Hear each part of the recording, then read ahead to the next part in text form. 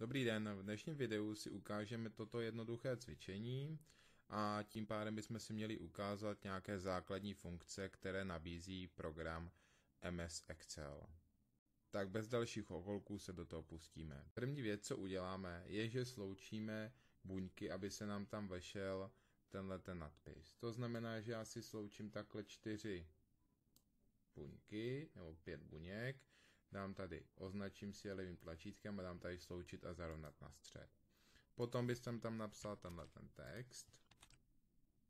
Jelikož ten text není tou stejnou velikostí, tak si to naformátuju tak, že si dám tady 18, dám si to tučně a jelikož je to stejný areál, tak tady ještě to udělám takhle. Ono se to stejně změní, protože tu první buňku budu roztahovat podle toho, aby se mě tady vyšel ten průměrný prodej, což si ukážeme ještě později.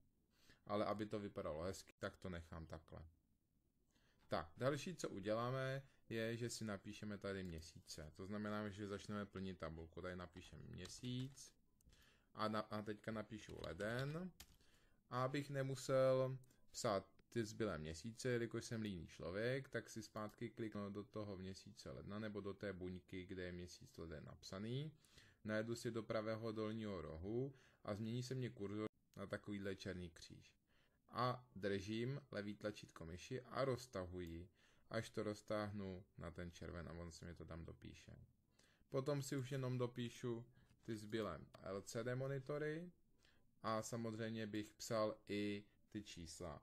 V Excelu se nejvíce vyplatí psát po řádcích, to znamená, že budu psát 14, dám tabulátor, napíšu 84, dám tabulátor, dám 48 a co na konci řádku dám Enter a ono se mi to vrátí na začátek dalšího řádku. Takhle bych to dopsal dál a dál. Tak, já si to zase skopíruju, ten zbytek.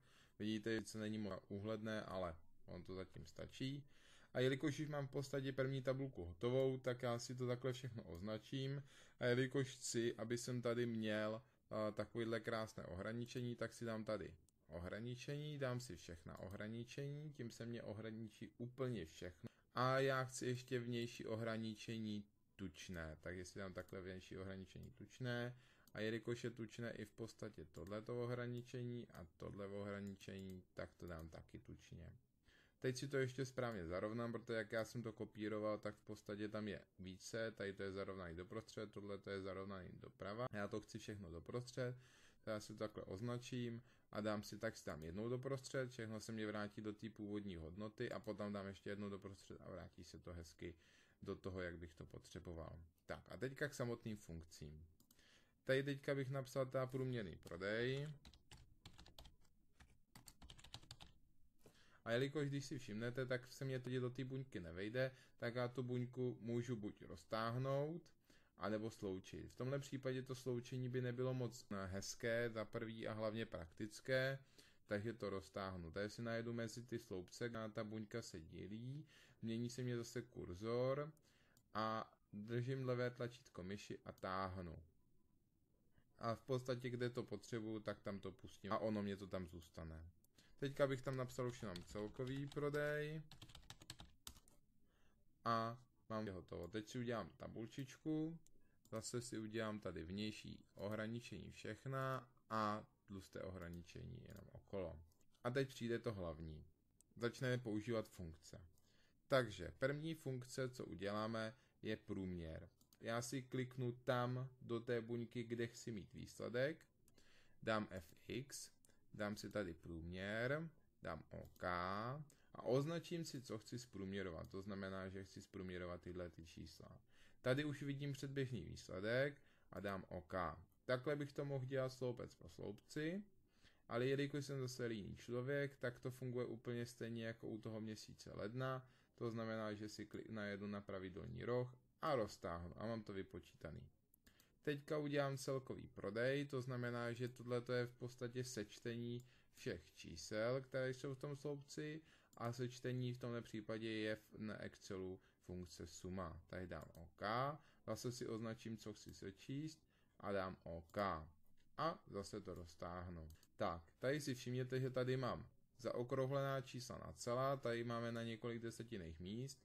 Jelikož já to chci na celá, tak já si označím ty čísla, které chci na celá a tady kliknu na odebrat desetinná místa. Budu klikat tak dlouho, dokud se mě všechny desetinná místa neodeberou. Zase zarovnám doprostřed, díky tomu, jak jsem roztahoval, tak se mě tady změnilo ohraničení, takže si dám ještě jednou tučné, tady jsem zapomněl na ještě jedno tučné ohraničení a mám hotovo. Ještě jedna věc, na kterou bych úplně zapomněl, tady tohleto by mělo být tučné.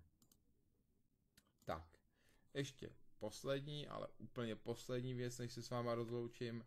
Pokud bych chtěl najednou změnit ve všech buňkách text nebo velikost textu, tak si označím ty buňky, kde to chci změnit a můžu si tady bez problému měnit všechen text, který potřebuji. To znamená, nemusím chodit buňku po buňce, aby se mě to nějakým způsobem měnilo. A když si všimnete, tak podle toho textu se mění i velikost, výška té buňky podle potřeby. Tak, to je pro tohle video všechno. Moc krát díky za shlédnutí a u dalšího videa. Nazdar.